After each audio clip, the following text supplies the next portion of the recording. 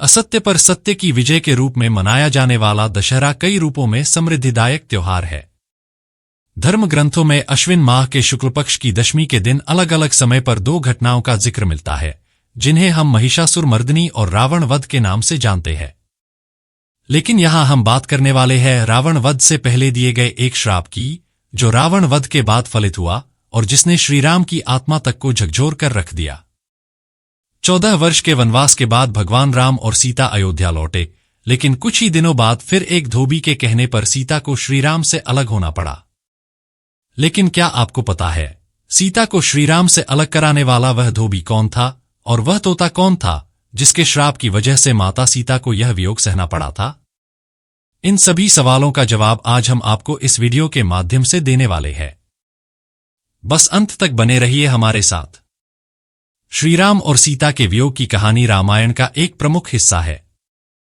वनवास से लौटने के बाद एक धोबी की आलोचना के कारण सीता को श्रीराम से अलग होना पड़ा था।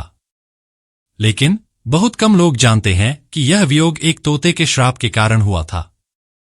यह कथा सीता के बचपन की है, जब उन्होंने अनजाने में एक तोते की जोड़ी से एक दुखद श्राप प्राप्त किया था। जब सीता छोटी थीं, वे अपनी सखियों के साथ एक बाग में खेल रही थीं। वहां उनकी नजर एक तोते की जोड़ी पर पड़ी, जो आपस में कुछ चर्चा कर रहे थे। सीता ने चुपके से उनकी बातें सुनी। तोते की जोड़ी भविष्यवाणी कर रही थी कि आने वाले समय में राम नाम का एक प्रतापी राजा होगा, जिसका विवाह एक सुंदर राजकुमारी सीता से होगा। जब सीता ने तोते की बातें सुनी, तो उन्होंने उनसे पूछा कि यह जानकारी उन्हें कहां से मिली। तोतों ने उत्तर दिया कि उन्होंने महर्षि वाल्मीकि के मुख से यह कथा सुनी थी। महर्षि अपने आश्रम में अपने शिष्यों को भविष्य की यह घटना बता रहे थे।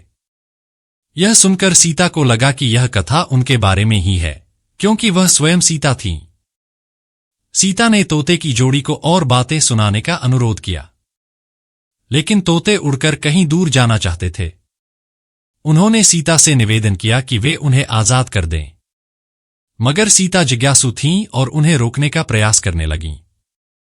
उन्होंने नर तोते को छोड़ दिया, लेकिन मादा तोते को अपने पास रखने का निर्णय लिया।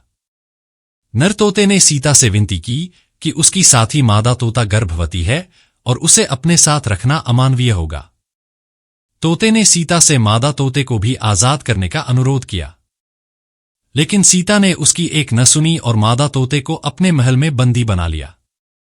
मादा तोते से अलग होने का दुख सहन न कर पाने के कारण नर तोते ने सीता को श्राप दिया। उसने कहा कि जैसे आज वह अपने जीवन साथी का वियोग सह रहा है, वैसे ही सीता भी एक दिन अपने पति से वियोग का दर्द झेलेंगी। यह श्राप सुनकर भी सीता ने मादा तोते को नहीं छोड़ा। कुछ समय बाद नर तोते ने अपने जीवन साथी के वियोग में अपने प्राण त्याग दिए। जब सीता को यह पता चला तो उन्हें गहरा दुख हुआ। उन्होंने महसूस किया कि उन्होंने एक बड़ी गलती की थी, लेकिन अब बहुत देर हो चुकी थी। इस श्राप का परिणाम भविष्य में उनके जीवन पर गहरा प्रभाव डालने वाला था। समय बीतने के साथ रावण वध के बाद श्रीराम, सीता और लक्ष्मण अयोध्या लौट आए। लेकिन अयोध्या में कुछ लोगों ने सीता की पवित्रता पर सवाल उठाना शुरू कर दिया।